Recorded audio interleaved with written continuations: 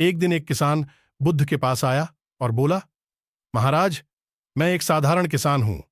बीज बोकर, हल चलाकर अनाज उत्पन्न करता हूं और तब उसे ग्रहण करता हूं, किंतु इससे मेरे मन को तसल्ली नहीं मिलती। मैं कुछ ऐसा करना चाहता हूं जिससे मेरे खेत में अमृत के फल उत्पन्न हों।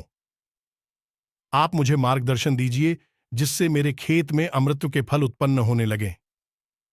किसान की बात सुनकर बुद्ध मुस्कुराकर बोले, भले व्यक्ति, तुम्हें अमृत का फल तो अवश्य मिल सकता है, किंतु इसके लिए तुम्हें खेत में बीज न बोकर अपने मन में बीज बोने होंगे।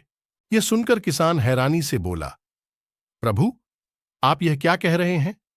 भला मन के बीज बोकर भी फल प्राप्त हो सकते हैं? बुद्ध बोले, बिल्कुल हो सकते हैं, और इन बीजों से तुम्हें जो फल प्राप्त होंगे वे साधारण न होकर अद्भुत होंगे, जो तुम्हारे जीवन को भी सफल बनाएंगे और तुम्हें नेकी की राह दिखाएंगे। किसान ने कहा, प्रभु, तब तो मुझे अवश्य बताइए कि मैं मन में बीज कैसे बोऊं? बुद्ध बोले, तुम मन में विश्वास के बीज बो, विवेक का हल चलाओ, ज्ञान के जल से उसे सींचो और उसमें नम्रता का उर्वरक डालो। इससे तुम्हें अमृतत्व का फल प्राप्त होगा। उसे खाकर तुम्हारे सारे आख दूर हो जाएंगे और तुम्हें असीम शांति का अनुभव होगा। बुद्ध से अमृतत्व के फल की प्राप्ति की बात सुनकर किसान की आंखें खुल गईं। वह समझ गया कि अमृतत्व का फल अच्छे विचारों के द्वारा ही प्राप्त किया जा सकता है। कहानी से सीख, अमृतत्व का फल अच्छे विचारों के द्वारा ही प्राप्त किया जा सकता है। एक बार श्रावस्ती में भयंकर अकाल पड़ा। कई लोग भूख से तड़प कर मर गए। सबसे चिंताजनक स्थिति उन माताओं की थी जिनकी गोद में दुधमुहे बच्चे थे और उनके घर के पुरुष काल के गाल में समा चुके थे। बुद्ध को जब यह पता चला तो वे चिंतित हो गए।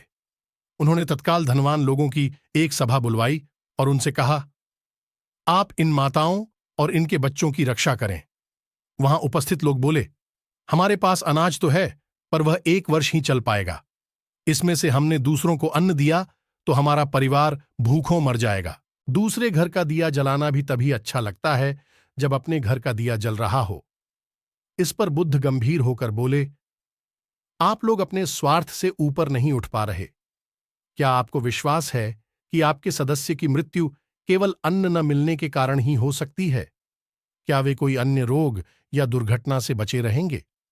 क्या आपको भविष्य के बारे में सब कुछ कैसे पता? यह सुनकर सभी ने अपने सिर नीचे कर ली। इसके बाद बुद्ध बोले, भाइयों, आपदाओं से मिलकर ही निपटा जाता है। यदि आज आप इनकी मिलकर सहायता करेंगे तो अकाल जैसी इस विपत्ति से मुक्ति संभव है, किंतु यदि आप इनकी मदद नहीं करेंगे तो जीवन भर कोई आपकी सहायता करने को भी तैयार नहीं होगा। याद रखिए, विपत्ति में पड़े लोगों की सहायता करना ही सबसे बड़ा धर्म है।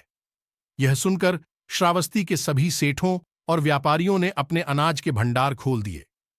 वे स्वयं भूखे लोगों में अन्न बांटने लगे। कुछ ही समय बाद सब लोगों के प्रयास से अकाल जैसी विपत्ति पर विजय पा ली गई और सब सुखपूर्वक रहने लगे। कहानी से सीख, सभी को एक दूसरे के साथ सुख दुख में साथ मिलकर रहना चाहिए।